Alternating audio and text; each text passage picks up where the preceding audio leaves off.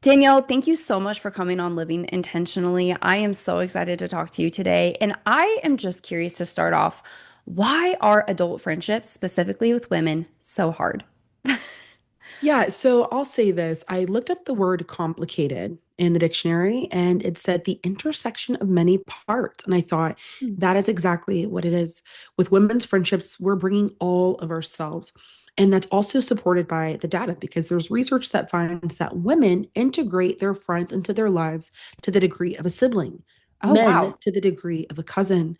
And so it is complicated, right? Your Mhm. friends, especially as a woman, this is your prayer partner and she's sharing resources on parenting and you guys are watching Real Housewives together and you're talking about like financial struggles together. So we're bringing so many things to the table with a woman who feels like your sister, and naturally that increases the likelihood for friction sometimes. Wow. I'm already going off script, but I'm so curious. Like hearing that description that we treat it almost like a sibling, is there a level that you think is unhealthy to go in friendships? Like, should there be any boundaries of how much we do share or don't share? And does that add complications to the relationship? Yeah, so with women, the glue of our friendships is self-disclosure, mutual self-disclosure. So Hmm. I share, you share. And Yeah. in fact, if that isn't there, that tends to be where some issues arise. So we've all been Mhm. in friendships maybe before where you feel like she's not sharing enough. And it's like, oh, she never tells me anything about herself. Or you feel like she's sharing too much, right? So striking that balance between mutual self-disclosure. When that becomes a problem is when we start to get codependent. And I've spoken with Dr. Terry Cole, who's like the boundary expert, and she talks about codependency in terms of I start to feel responsible for your life decisions and outcomes. So Yeah. I'm so integrated into your life that I want to have a say in your decisions and the outcomes. I feel a certain responsibility for them. I'm Wow. involved to a degree where the lines are blurred between where you start and I begin, right? It's hard to know Yeah. what that is. And so I feel like even in familial relationships, if we don't have those defining boundaries, it can get tricky. Totally. And I have heard so many women talk about that to me. And I've experienced that of my friends need me, or if I don't show up, or if I'm not available by phone, like they're going to go off the deep end. And I have seen in my life, especially in high school and college, just how unhealthy that was. That what you were saying, that I felt so responsible for people's decisions, their outcomes. And so not only are you trying to live your own life, but now you're trying to control all these other people. And it's like, what control do you actually have? So that's enlightening to hear you talk about that. What are some signs that a relationship is starting to take a turn, maybe in an unhealthy way, that someone's too dependent on you? That should be red flags. It's like, maybe we should press the brakes here. Yeah. There are lots of different things. Some of them are internal, just gut feelings that you have, but some signs that we might be too enmeshed per se is, maybe a friend who's giving unsolicited advice. So she's telling you what things you ought to do. If you ever feel like she is punishing you for not making the decisions she Wow. wants you to make. And Yeah. punishing, I know, can seem harsh, but if you feel like there are going to be consequences when she Hmm. finds out that I made a choice that's different from how she would have made in her life, Yeah. that could be something that signals too much of a desire for control or too Wow. great of an expectation for our lives to mirror one another's. And so there are some things that take place that let us know, okay, I feel nervous, unequipped, or like I don't have enough permission to do the things I want to do for my life Hmm. and to have a certain understanding when I make these decisions. That could be one of those, a few of those signs. That is so helpful and so practical because immediately I'm thinking of prior relationships where those were signs. And honestly, probably that I've done that in other relationships before when I've been immature and unhealthy. And that's enlightening. That's very helpful.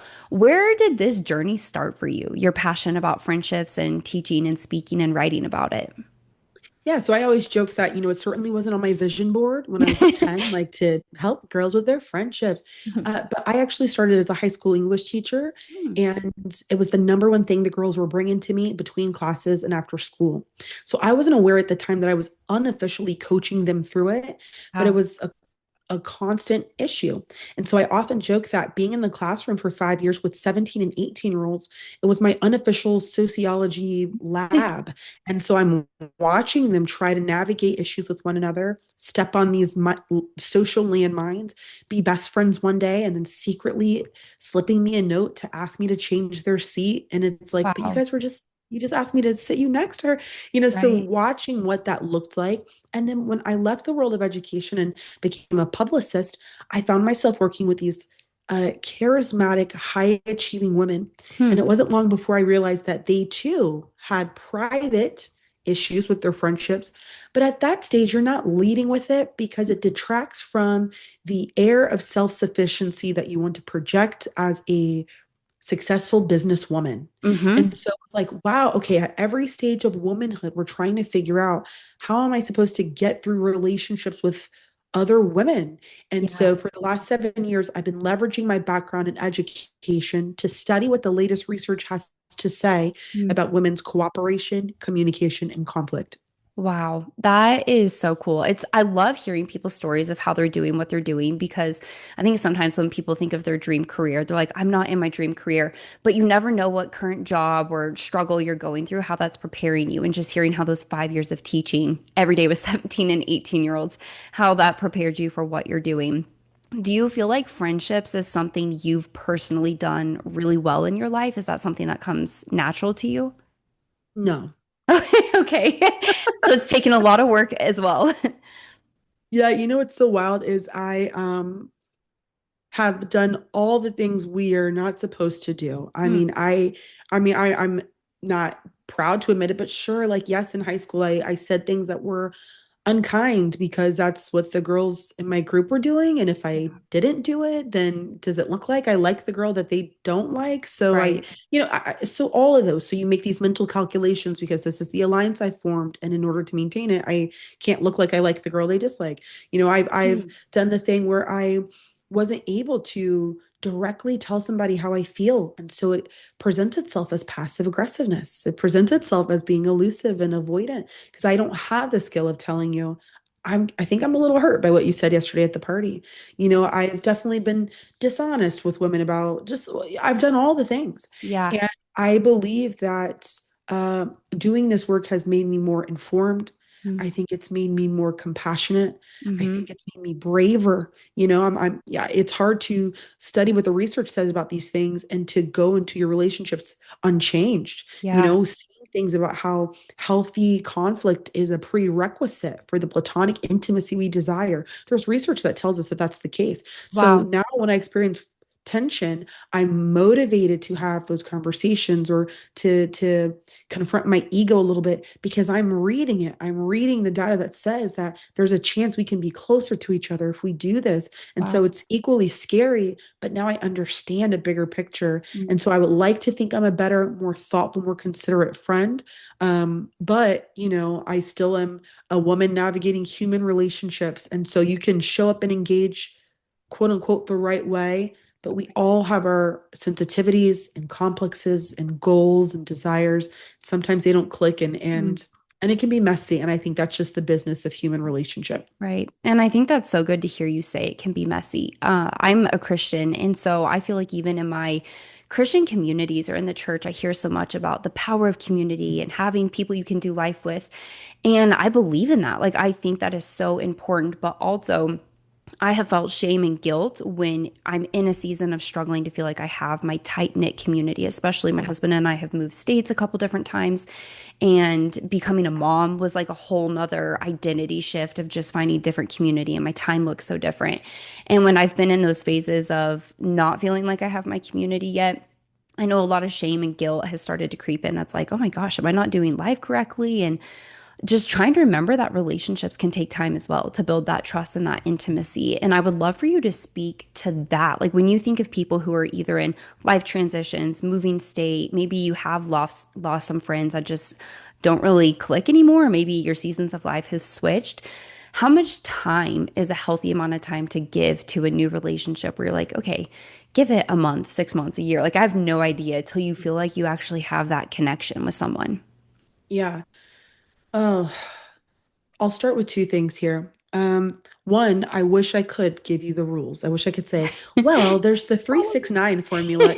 I want that too, right? Right. I think we want that because um, it's hard sometimes to trust your gut. It's hard sometimes to um, also because you want to reduce your anxiety, Hmm. right? Like I'm anxious getting to know this person. I don't know if they like me back. I don't want to be rejected. So it's helpful to have a rule that says, okay, well, 60 days. So now I know, okay, well, we're not at the 60-day mark. And once we get there, I'll have my answers. So it makes sense that we naturally gravitate toward kind of looking for formulas or hard and fast rules. Hmm. In terms of the time that it takes, one number that I can offer is 34. Hmm. And there's some research that suggests that it takes 34 hours to move someone from an acquaintance to a friend. Okay. Now, I know some people would say, that's a lot of time. Where am I supposed to Yeah. get that? Where am I supposed to get these magical 34 hours? And some would say, oh, I don't need that. Like, if you can be my bestie in 6 hours. And it's just Hmm. like, okay. Yeah. And so some might argue with the number. I get it. And a couple different studies continue to arrive at the same number, around that 30, 40-ish, 50-ish mark. They keep coming to the same thing. I think the more important thing here is that it takes time. Hmm. Um, but we have to create that time. Hmm. I know that we're busy. You've got two little ones. I do too. And there's even research that says that people in their 30s and 40s have the least amount of leisure time than any other generation, likely because we're raising children. We're really doubling down at work because this is our time to build something. Right. We might be caring for aging parents. There's so much happening where we have less leisure time. So we do feel stressed and crunched for time. Yeah. We're victims of capitalism. You're burned out. You're answering emails at 9 o'clock. There's so much that feels like it's working against you to build relationships with other people. Mm. I have found that if you identify like your three people you're really curious about, Hmm. who are you really curious about? And you Hmm. kind of concentrate those efforts Hmm. instead of my extroverts who tend to want to go wide instead of go deep. I can't get coffee with 15 people. I'm going Right. to be tired, overextended, and I still don't feel seen or known by any of these women because Totally. I'm seeing them for an hour every 4 months. Yeah. Who are the 3 to 5 who seem kind of interesting? We Hmm. seem to have shared values. It's a pleasant time when we're together. Mm. And what can I do to continue to keep momentum in our relationship? Sometimes it looks like text to Hmm. keep us nurturing that connection until the next time we can hang out. Maybe I'm sharing resources. She mentioned that her son needs new shoes. And I'm like, okay, this is actually a really great spot that I get shoes on a good deal, whatever. Yeah. But I'm sitting little things that really communicate. I follow through. I heard you. I was attentive during our conversation. I'm intentional. I'm showing friend adjacent behaviors Mm. before we become friends.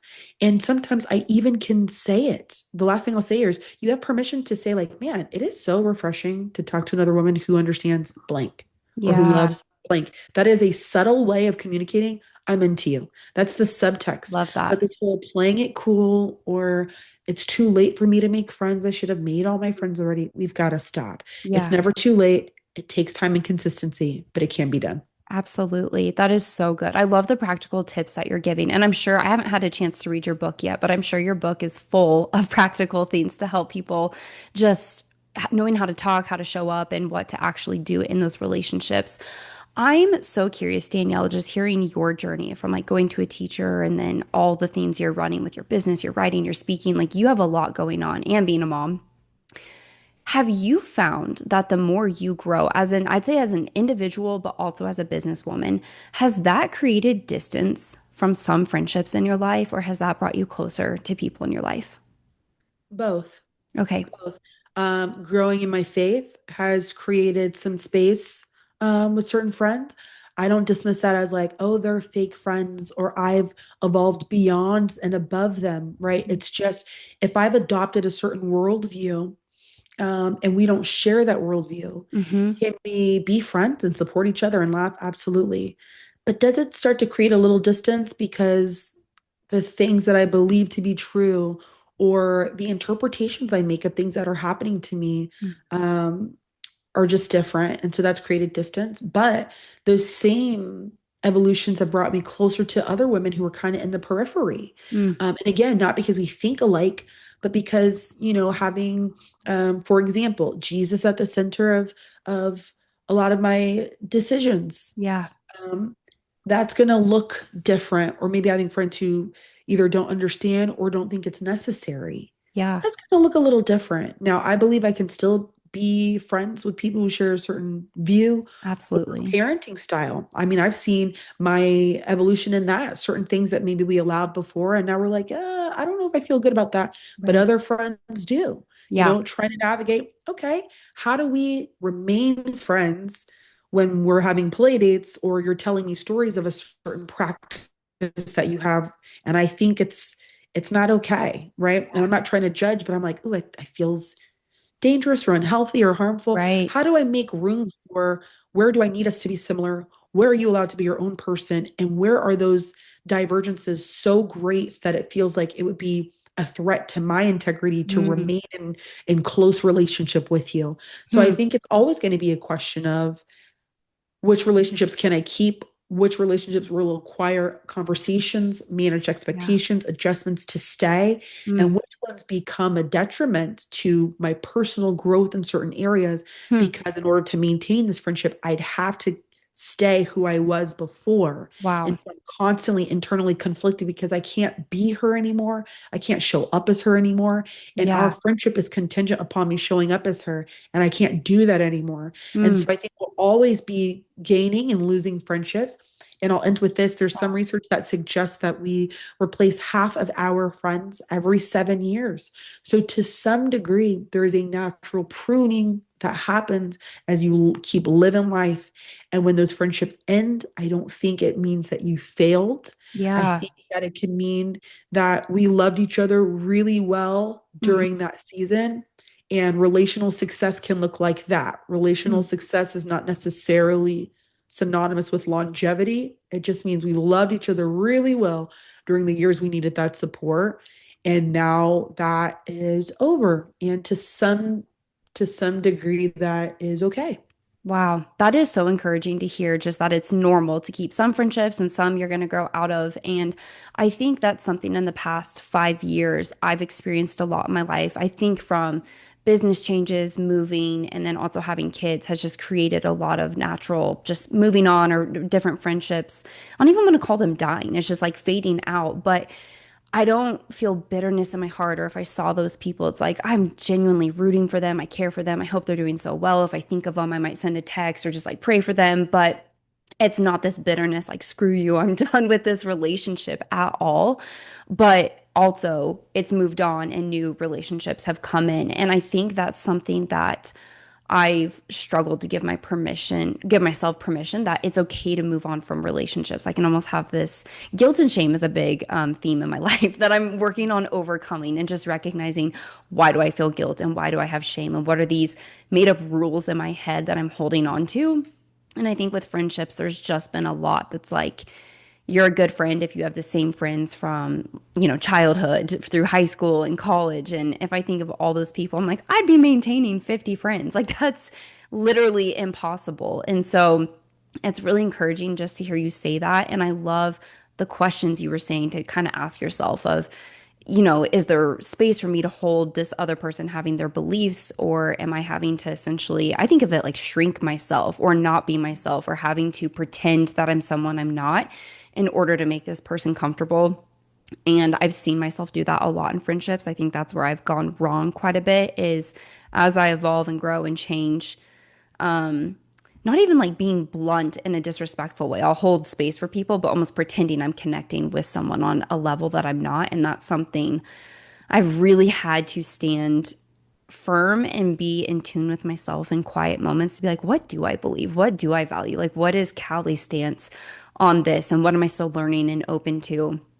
And I don't know, that can be really hard sometimes, just creating conflict. I think naturally I'm a people pleaser. And so making someone uncomfortable if you don't agree with what they agree with. I'm curious what advice you'd give around maybe people who struggle with people pleasing or they're overcoming that. Like, how can you do that in a loving way, but also not sacrifice who you actually are, what you believe? Yeah. To some degree, I think it is noble to say it's really important to me that the people in my life are pleased, that they are pleased by me. And I want to bring a certain level of joy and pleasure to Hmm. them. I think that's beautiful. Where it becomes an issue is healthy friendships require space for both of us to bring our full selves. Mm, And if you are making your decisions based on pleasing me, I would be curious about how much of yourself you get to bring here. I'd be curious about the degree to which you ever experience platonic intimacy. Like mm, your friends really know you. And even if we're not connecting emotionally in this season of our friendship, you are safe here to bring all of you. I'm not trying to change you. yeah.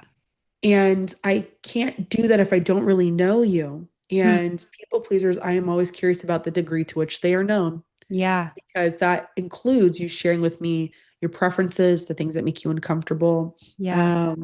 um, things that I did that really turned you off last Mm, week. I need that data. If you're yeah. not giving me that data, I don't know you. Hmm. And so I can understand and appreciate the desire to please. I'd be curious about the degree to which you're known. I'd be curious about the degree to which you experience resentment, because it's going to go somewhere. Hmm. If you are overly accommodating, that tends to result in Hmm. feeling like this person's to blame for you being put Yeah. out, being overstretched, and they're just living their life. You're the one who's deciding to accommodate all of their wishes so that they are not upset, and Yeah. they're darn sure not upset with you. I Right. mean, to some degree, like, where does that energy go? It goes somewhere. So Mhm. does that manifest itself or present itself rather as being resentful? Yeah. And then what does that look like? Now you're giving me one word answers in our texts. You're constantly complaining to your husband or your other friends about me. Like it's going somewhere because you won't Totally. tell me. Yeah. Danielle, what did you mean by what you said Hmm. yesterday? Because I'm telling myself a story about what you meant, but I Yeah. felt some kind of way about it. And so I thought I would ask you, what did you mean? Not, Yeah. I'm going to pretend that didn't happen. I don't want her to be mad. I don't want it to be a whole thing, right? Yeah. And the last thing I'll say here about the people pleasing thing is I don't hear people talk about this as often, and I wish we did, but real friends want data on how to love you well. Hmm. I find that I feel safer with women who can tell me like it is because I don't have to guess. Hmm. I want to know that you're over Italian and you want Chinese and you're not Yeah. telling me you want Italian. Like I don't Totally. want to go home and know that you went home and you're like, yeah, we did Italian again. And I just like, I'm so over it. I would Yeah. hate that you spent an evening with me and the whole time we're not comfortable being there. I Yeah. want to know that you're like, actually, I'm over it. Yeah. Um, I'll end with a story of this was a new-ish friend I had made. We were talking on Instagram. She lived in New York. I went to New York and I was like, oh my gosh, I'm here. I would love to connect with you. And she was like, yeah, let's do it. And she texted me and she said, I'm free on Sunday, and I think I said like, oh yeah, I can meet at 8 on Sunday. And she was like, okay. She was like, I actually prefer to meet anytime before 5. So if Sunday doesn't work for you, let me know. And when I tell you, I love that. That's such a Hmm. green flag to me. I love it. Yeah. I was like, oh, I wasn't prepared for a before 5 hangout, but okay. Like she's Yeah. giving me stuff to work with. And immediately I felt like, oh, I can trust that Yeah. she's going to tell me what she needs. So I don't have to guess. I don't have to decode. I don't have to have her lie to me. From the beginning, this woman's going to tell me in a warm yet Hmm. direct way what Yeah. she prefers. And I get to decide if I want to honor that. And Yeah. so I would just challenge people pleasers to rethink what it looks like to bring your full self in spite of the fact you're going to get friction. Hmm. But does it expedite the process of you being well known and being Hmm. in more intimate friendships?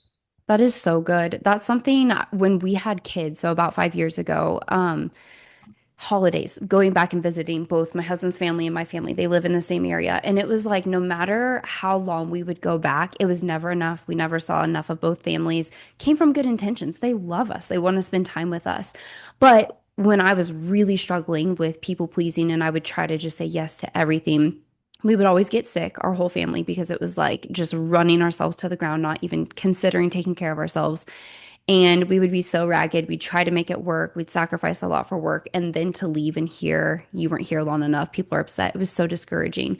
And that was a big moment for me to start learning like, I cannot keep framing my life around people's opinions because it's never going to be enough. And their intentions are that they love us, but we have to do what's best for us first. And of course, we want to see family. And I've even seen just in my family relationships being direct with my mom. And of course, there's been hard conversations, but those relationships have improved so much just by exactly what you were saying. It's like we're coming from these days to these days. We're completely available. We're so excited to see you guys. We will be going to bed by 9 p.m. or whatever it is, but just being direct of like, this is our rhythm, this is our system. And yeah, I think there's so much opportunity to continue to bring that into friendships. And I'm curious, when do you know when it's not a connection with a friend that's like, okay, this isn't working, it's time to move on, versus I should keep being patient and keep giving effort and sticking in this? And I'll give you a real life example recently. My husband and I are both business owners. And so there's friends we will connect with maybe on fitness or faith. But a lot of times when we bring up business, sometimes it just gets weird. Like people, I don't know like what's going on in their head. They might just be staring or they don't ask questions, and we'll ask questions about their work. We're so curious about people and what they do and just hearing people's stories. Back to that, what you were sharing in the beginning, like a friendship you share and then you also hear from another person, and there's this mutual. Anyways, we were hanging out with this couple, sharing, just kind of blank stares. And then over the course of like a month and a half, we continue to reach out and try to connect with them. This couple never reaches out to us, but while we're with them, we still find some connections with them. But I start to feel that annoyance. That's like we're the only ones making effort. The conversations go kind of weird when we start talking about different topics we're interested in, not just business, but that was one of them. And all in the narrative in my head is like, do I hold people too high to a standard and I need to be patient and let there be space for all of us to grow? Or is this my intuition? And maybe this isn't the best connection. And we had a great couple, dinner dates with them. And it's time to move on because they're not showing as much effort as it doesn't even have to be equal. Not that you're keeping track of 50-50. We invited them 2 times, they did, but just not much effort on their end. So, how do you make that judgment? Yeah, that's a great question because those things are going to happen often. We're like, okay, am I being paranoid or do they Right. not seem enthusiastic to hang out and all those things? In terms of determining whether or not something is worth pushing for and reviving even or letting go, a couple of things can kind of offer some direction.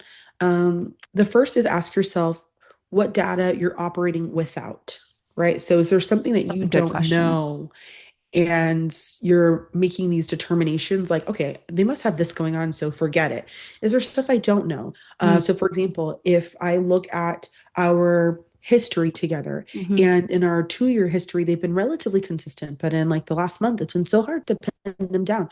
Do I Yeah. go toward getting curious, like, okay, this is so not like them? And Yeah. I'm going to ask, hey, I know that our rhythm's been a little off this month. Is everything okay? Yeah.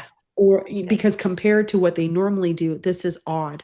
Or do Yeah. I find myself trying to protect myself by saying, "Oh, I guess we're done. I guess we ran our course. I guess we're not interested anymore." So asking Mm, myself, okay, can I stay curious? And is there data that I'm operating without that can help us kind of know where to go from that? mm. And I'm not saying that's the situation with yours, but for It people could who be, find though. This themselves is helpful. Yeah. Just to hear the possibly, yeah, we just questions. never know. Is it they've been consistent, but lately it's been weird? Mm, Um, then we can ask ourselves if we're open to making adjustments. And sometimes we're not, but let's use your example of like when we talk about business, and I know you said some other things too, but let's say you start to notice patterns of like, okay, whenever I bring up this subject, she gets quiet or she doesn't really engage or whatever hmm. it is.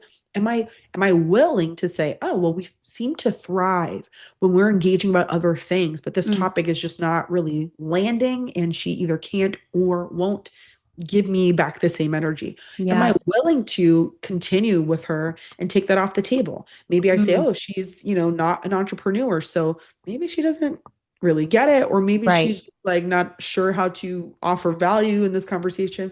And I'm willing to. Or you might say, I don't know, it's been a couple different topics, and I don't know what conversation would look like if I took these three things off the table. Sure. Maybe we just aren't compatible in that way. Yeah. Conversationally, we don't have enough shared interest to keep this going. And Hmm. I hate to make this sound transactional because it's certainly not, but the basis of friendship, it starts with pleasure because this is Mm, a completely elective relationship. yeah. Now, the more we're getting involved with each other, now I've developed an attachment to you. I'm willing to like fight for you and endure inconvenience for you, right? Right. But in the beginning, we're doing this thing because it brings pleasure.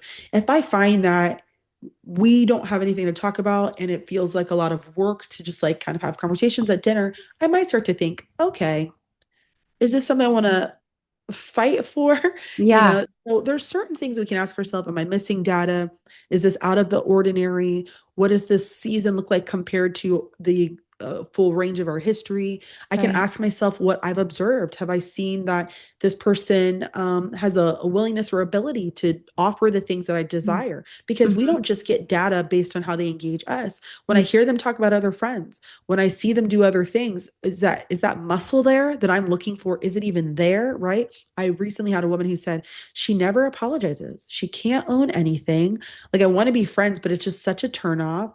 And I said, well, does she do it with other people? And she's like, God, now that you mention it, I've never heard her say the words, I'm sorry, in Wow. that order before, Wow. ever, to anyone. And so I don't know that I can befriend a person who can't give that. And I don't know that I want to work through it. If I Yeah. determine that this is something that's a part of how a person operates, cool, do your thing. But it doesn't fit what I've got going on. And Right. either the relationship isn't deep enough for me to want to invest that labor, Mm. or I've seen enough to know that this person might not be willing to even accommodate what I need. It doesn't feel worth the labor, Mm. but I'm not going to vilify her. It's just not compatible with Totally. the friendship goals I have for myself. So those are some things to kind of look at to help us have direction on where to go with that. That is so good. What skills do you feel like we need? You can speak to women specifically, but what skills do we need to grow in order to be good, life-giving friends? Okay, first I'll say I one thing I want to challenge is like being a good friend. There are lists, right? There's this list that a psychologist put together who specializes in friendship, and she has like these 11 essential traits of friendship, and Mm. most of them are what you would expect. You're trustworthy, honest, Yeah. non-judgmental. A lot of them are traits you'd expect. Two of the things on that list I think would shock people is a willingness to trust. So Mm. not just being trusting or trustworthy, but a good friend is somebody who trusts others. That's I good. mean, because Yeah. think about like what is required. You got to trust me here, Yep. right? If you don't, and you're always talking about like how I don't know, I don't trust her, then really how far can we go? If you don't trust me, you're not sharing about yourself. We just Mm. talked about how mutual self-disclosure is a key ingredient, Hmm. right? You're not telling me things about yourself. You're probably giving me one chance to mess up. And if I do, you're done. So, like, my margin for error as a friend, I don't get much wiggle room with you. So, a willingness to trust is a key essential trait that surprises people. And Yeah. another item on that list that I think surprises people is self-confidence, is a trait she lists as a good friend. If you're not confident in yourself, let's think about how that shows up in our friendship. If Yeah. I go to hang out with somebody else, are you Right. territorial because you're not secure in the fact that you offer me something valuable too, but I can also have other friends? Or Totally. are you like trying to constantly decode if I'm mad at you?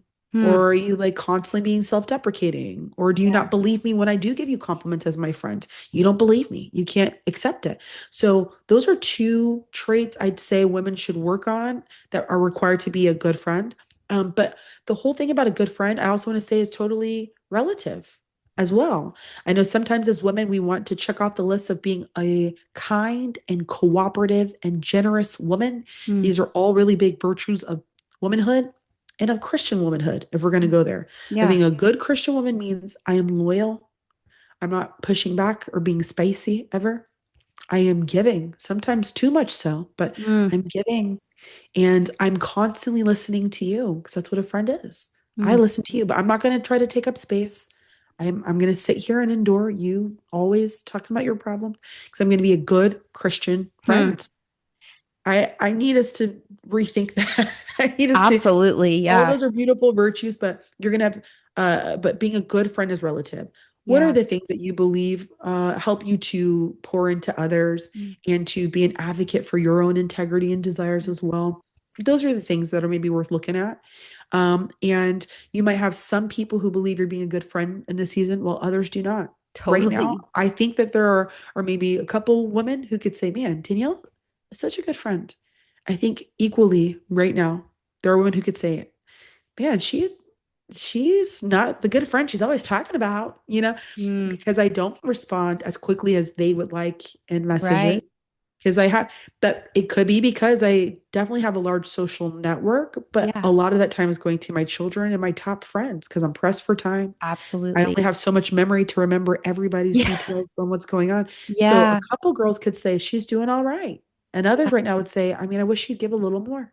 Right. So to some degree, I've got to be confident in my decisions, keep an open ear to feedback for sure, so I can Mm. keep being a strong supporter of my friends' lives. But there's some of that stuff that's going to be a little subjective too. So friendship itself, it's complicated. There's all the things. Um, but there's no doubt that we need it, and that there's so much research that draws a connection between the strength of our social network and our physical, mental, and emotional health. So Mm. whether or not we need it is not a question. Whether or not it's too late to find it, not a question. It's never too late. And it's never something you have figured out. I mean, the business of human relationships is always going to be a little tricky. Yeah, that's so good. Rapid fire question, because I know we gotta wrap this up. But for busy moms, how do they make time to build friendships? Sure. One is you gotta get comfortable doing unsexy things. Mm, If in your brain you're still associating hangouts with hours long brunches, right. you're going to Yeah. continue to say, I don't have time. And Right. the script that worked for you when you were 22 and child free is not going to work for you at 37 with three kids. Right. You got to update it. So maybe now spending time together looks like, I'm going to Costco. Do Yeah. you want to come with me and tell me about your date last Right. night? And Literally, that's come what fold us laundry with me, and then we'll go to your house and fold laundry. A Like, hundred percent. But yeah. what do we often say as a resistance to that? My house is a mess. This probably is not fun for her. It doesn't feel good Mm, enough. And so, if that's the case, I would question one, let go of my house needs to be together. yeah. And two, think about the friend you're trying to entertain. If it's not Absolutely. enough for that friend, if we don't have the shiny brunch and she's not entertained without it, I need to maybe look at that as Right. well. And so, fold your friends into your life instead of trying to find additional hours that might be how you get to do friendship in this season right now. Yeah, that's so good. Danielle, thank you so much for your time and sharing your wisdom. This is so life-giving to me. I'm really excited to read your book. Can you tell everyone where the best way is to connect with you and just consume all of the amazing wisdom you have? Yeah, so everything lives at betterfemalefriendships.com. And over there at betterfemalefriendships.com, we have everything that can help women to get tangible feedback and resources to help them enjoy Mm, more satisfying friendships with other women. They won't be perfect. I can't make you guarantees. But if you want to feel like you're more capable and informed, um, those things will lead to more fruitful, mutually supportive, joyful, resilient platonic relationships with other women. And that's what we're here to do. wow. Thank you so much, Danielle. I really appreciate you. Thank you for having me.